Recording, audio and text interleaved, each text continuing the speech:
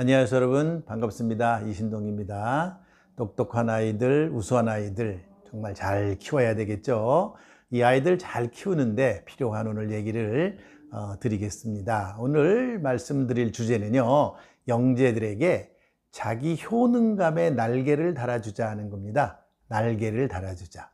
여러분들 새가 새끼를 이제 부화를 해가지고 이제 날개 만들어 주는 것이 굉장히 중요하죠. 어미새는요, 새끼 새들을 부화를 해가지고 날개해요. 날개할 때 어떻게 하는 줄 아세요? 둥지는 저기 나무 위에 있잖아요. 나무 위에 있는 둥지에서 그 새끼가 떨어지게 뛰어내리게 막 만드는 거예요.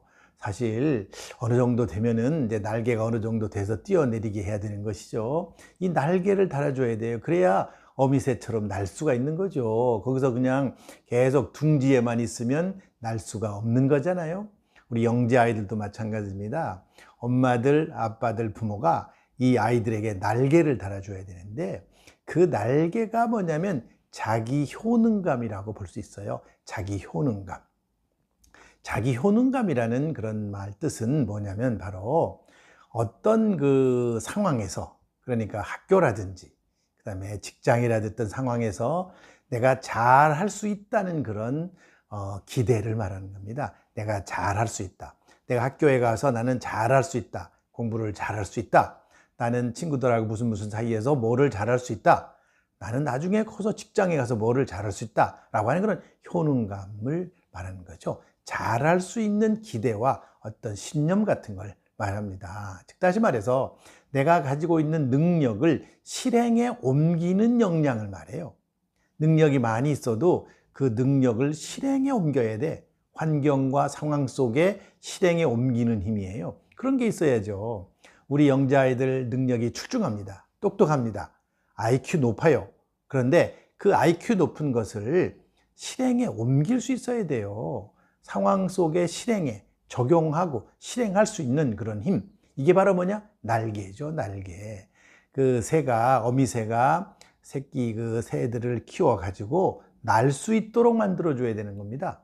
그런데 힘은 있어도 날개에 힘이 없으면 몸무게는 많이 나가는데 날개는 작으면 못 날아가는 것이죠. 그것처럼 우리 아이들에게 역량이 있고 능력이 있어요. 출중해요. IQ 높아요. 그런데 그런 능력을 날 수 있도록 만들어주자는 것이 굉장히 필요합니다. 그래서 날개를 달아주자는 겁니다. 그래서 자기 효능감이라고 하는 게 이제 이러이러한 건데 설명을 드렸죠. 그럼 자기 효능감은 그러면 어떠한 우리에게 영향을 주느냐. 자기 효능감이요. 많은 연구들을 살펴보면 성취, 성공을 예측하는데 굉장히 아주 좋은 지표가 되는 겁니다. 자기 효능감이 높은 사람, 성공 예측이 굉장히 높다고 볼 수 있어요. 그래서 이 자기 효능감이 높은 사람들은요, 뭐를 잘하게 되느냐면은 노력, 끝없는 노력, 아주 계속적인 노력, 불굴의 노력, 이런 거를 계속합니다. 왜? 내가 효능감을 갖고 있기 때문에 그런 거예요. 그래서 계속적인 노력을 하게 되고요. 그리고 끈기를 갖게 돼요. 끈기, 노력, 그 다음에 과제, 지속력, 이런 것들을 갖게 돼요. 끈기와 노력과 과제, 지속력.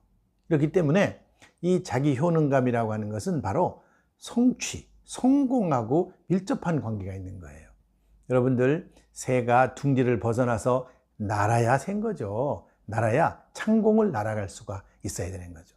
우리 아이들 우리가 잘 키워요. 정말 요즘에 보면요, 아이들 키울 때 보면 온실 속의 화초처럼 키우시는 분이 있어요. 온실 속의 화초. 이렇게 키우면 날 수가 없어요. 그냥 둥지에만 있는 새가 되면은 안 되는 거죠. 둥지 밖을 날아갈 수 있는 힘을 길러줘야 되는데, 그 둥지 밖을 날아갈 수 있는 힘이 뭐냐? 바로 자기 효능감이라고 하는 거예요. 효능감. 내가 어떤 일을 실행에 옮기는 힘. 그게 바로 효능감이라고 할 수 있습니다. 또 이 효능감은 뭐가 좋으냐면요, 어려움의 직면에서도, 정말 난관의 직면에서도 그 난관을 잘 극복할 수 있는 그런 힘입니다. 그래서 효능감이 있으면요, 좀 어려워도 힘들어도 내가 좀 요번에 못했어도 그거를 극복하고 나가는 그런 회복 탄력성하고 관련이 되게 높아요. 그래서 효능감 있는 사람은 회복 탄력성이 대단히 높아요. 그래서 노력을 계속할 수 있고 극복을 해나갈 수 있는 그런 힘을 갖게 되는 것이죠. 그래서 이 자기 효능감이라고 하는 것을 우리가 길러줘야 돼요. 즉 아이들에게 날개를 달아줘야 되는 것이죠. 그게 바로 자기 효능감이라고 말할 수 있습니다. 자, 그러면 이런 자기 효능감을 어떻게 키워줄 것이냐 하는 게 중요하죠. 오늘의 키포인트가 바로 이거죠. 어떻게 키워줄 것이냐. 첫 번째는요, 어떻게 키워줄 것이냐. 작은 성공의 기회, 작은 성공의 기회를 많이 갖게끔 해주셔야 돼요. 자꾸 그냥 큰 성공만 생각하지 마시고, 대학교 막 좋은 대학에 간다, 명문대학에 간다, 이렇게 큰 성공 생각하지 마시고, 일단 작은 것에서부터. 즉, 그러면 엄마들이요, 실패를 하기보다는 성공을 할 수 있는 경험을 많이 제공해 줘야 된다, 이런 얘기죠. 적은 거지만 성공을 할 수 있는 기회를 주고요. 그 성공을 했을 때 부모는 그 아이에게 정말 칭찬과 격려를 꼭 잊지 마셔야 됩니다. 이런 말들이 있어요. 칭찬도 잘못하면 위험하다. 칭찬도 좋지 않다. 그런 말이 있어요. 맞습니다. 칭찬이 왜 좋지 않은지 아세요? 아이가 스스로 내가 이 일은 칭찬받을 일이다 라고 하는 생각을 대충 해요, 아이들이. 그런데 아이가 생각할 때 칭찬받을 일이라고 생각이 안 되는데 엄마는 엄청나게 칭찬하거든요. 그럴 때는 그는 칭찬이 별 도움이 안 돼요. 그리고 과잉 칭찬. 사실 작은 일을 했는데 너무 많은 칭찬. 이렇게 되면요, 나중에 큰 일을 잘했을 때 어떻게 칭찬해 주실 건가요? 그래서 칭찬의 정도를 잘 살펴볼 필요가 있어요. 그래서 아이들에게 도전을 하게 하는 거죠. 스스로 뭔가를 하게끔 하고요. 그 일을 잘했을 때는 그거에 관한 칭찬. 예를 들면은 조그만 아이, 유치원 학생이 유치원 아이다. 초등학교 1학년이다. 저기 슈퍼에 가서 물건을 엄마 대신에 사오게 했다. 심부름을 잘했다. 이건 정말 조그만 아이가 그 정도 한 건 잘한 거죠. 칭찬을 많이 해줘도 됩니다. 그렇지만은 초등학교 3학년, 4학년 아이가 그거 했다고 칭찬을 많이 하는 거는 과하다는 그런 얘기죠. 그래서 작은 일을 성공할 수 있는 기회를 자꾸 제공해 주고요. 스스로 할 수 있는 힘을 주고요. 그래서 그런 심부름, 그런 일, 또 과제, 어떤 일을 해내는 일, 이런 거를 완벽하게 해내는 일, 이런 걸 자꾸 줘서 그 아이가 그런 일을 통해서 성공의 경험을 맛보게 해주는 것이 굉장히 중요해요. 그래야만 바로 효능감이 높아지는 겁니다. 이 효능감이 높아지려면 성공의 기회, 성공의 경험이 많아야 되는 거예요. 성공의 경험. 그것이 굉장히 중요한 겁니다. 그 다음에 두 번째는요, 효능감을 높여줄 수 있는 그런 방법으로는 과거에 내가 성공했던 그런 경험을 자꾸 반복해서 그 아이가 마음속에 꼭 간직하게 만들어 주셔야 돼요. 그러니까 내가 이런 일은 잘했지. 그때 말이야, 너 말이야. 그런 일을 했는데, 정말 그때 엄마 아빠가 상상도 못한 일이야. 네가 그런 일을 하다니. 이런 식으로 그 아이가 과거에 했던 그런 성공의 경험을 그 아이가 계속 마음에 갖게끔, 머릿속에 남아있게끔 만들어주는 것이 굉장히 중요합니다. 그래서 엄마가 그거를 리마인드 시켜줄 필요가 있어요. 그런 거를 정리를 하거나 생각을 했다거나 그래가지고 자꾸 리마인드 시켜주는 것이 굉장히 필요해요. 그래야 그 아이가 자기 효능감이 높아지는 겁니다. 이 우수한 아이들은요, 능력은 출중한데 이 효능감이 떨어진 아이도 많이 있어요. 성공의 경험이 없어요. 계속 실패만 해봤어요. 모두 잘못하고. 그리고 막 아빠들이 막 굉장히 아이 혼내고 구사리를 주고 막 계속 잘못했다 그러고. 왜 그런지 아세요? 우리 아이가 똑똑하고 영재다라고 하는 게 만약에 알려지게 되면은 부모들은요, 기대가 높아요. 기대가 굉장히 높아요. 95점 맞는 건 당연한 거고, 뭐 90 그 이상도 맞아야 되는데 뭐 95점이 뭐야? 이런 식으로 완전히 그 아이에 대한 기대를 너무 부모가 높이면 그 아이는 성공할 가능성이 점점 낮아지는 겁니다. 그래서 부모님들은 그 기대를 부모들이 적절한 기대로 가져야 돼요.